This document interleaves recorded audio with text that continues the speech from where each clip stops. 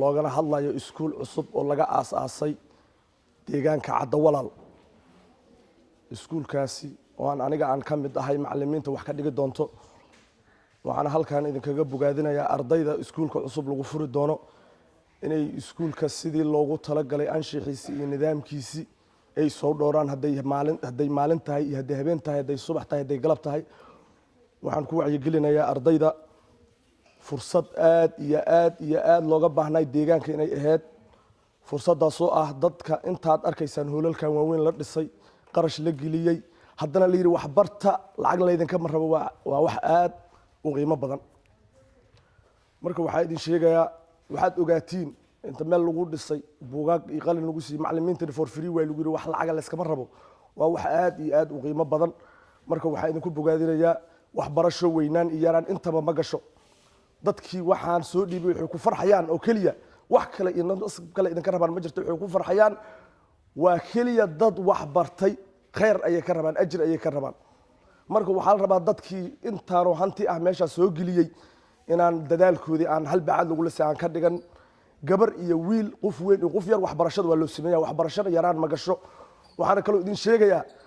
gabar wax baratay wiilka wax bartay way ka qiimo badan tahay waxaa taas daliil u ah gabadhii aabihii wuxuu ku mashquulsan yahay nolol maalmeedkii laakiin gabadhan haddii maanta iskuulka ama gabadhi ama wiilka u dhiganaya ay gambiso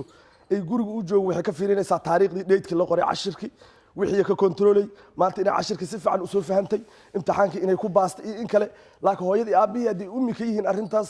wiilkii ama gabadhii iskuulka loo diray waxay isku dayaysaa inay wax isdaba marayso marka waxaa idin sheegayaa dadaalkan ka weyn oo meeshaan maanta laga heli lahay ma jirto boqolkiiba boqol waa arrin aad iyo aad loogu baahnay waxaa idin sheegayaa dadka wax barta magaalada intaasoo $100 ayaa dad waxbarasho ku dhiibo maanta haddii la yiri fadhigaaga gurigaaga xaafadaadii deegaankaagi meel ood 2 tilaab kugu jirta haddii iskuul intaa la ego qiimaha iyo qaayaha u leeyahay aad arkaysiin oo intaasoo juhdi lagu bixiyay la keenay waxaan u malaynayaa wax ka qiimo badan oo maanta la sameyn lahaa inaysan jirin waxaan u sheegayaa anigoo ku hadlaya macallimiinta afkooda in arrinta iskuulkan aan loo kala harin hadday waayeel hadday caruur tahay intaba caruurtan waxaan idin sheegayaa waxbarashada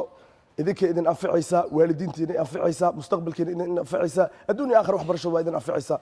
marka waxaan idinku bogaadinayaa in arrintan loo kala harin hawshaan maanta kaliyaysan meesha ku ekaanin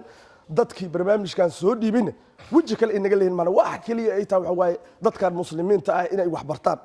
juhlo lama rabo waqti waxa jiri inaan wax baranno oo aan ku fikiri jirnay xoog iyo qoryaal la guraa iyo wax kale muruq hadda arrintu way ka soo tagtay magaalay noqoto meel walba magaalay noqoto marka waxaa idin sheegayaa waxbarashadu waa muhiim ka macallin ahaan annagana waxaan halkan uga ballan qaadaynaa waqtiyada la isku qabtay iyo hawsheena inaan si wanaagsan aan uga soo baxno hadduu Allah idmo marka intaas aan ku soo gabagabeynayaa waana xabiibsanahay waa mahadsantihiin ilaahay waxaan ka rajeynayaa inuu hawshan nagu guuleeyo hawl laga sheekayo si farcantan Allah ka dhigo mid meesha ku joogsato aysan noqon mid la iska dhaxla inay noqotaan ayaan ilaahay ka rajeynayaa billahi tawfiiq jazakallahu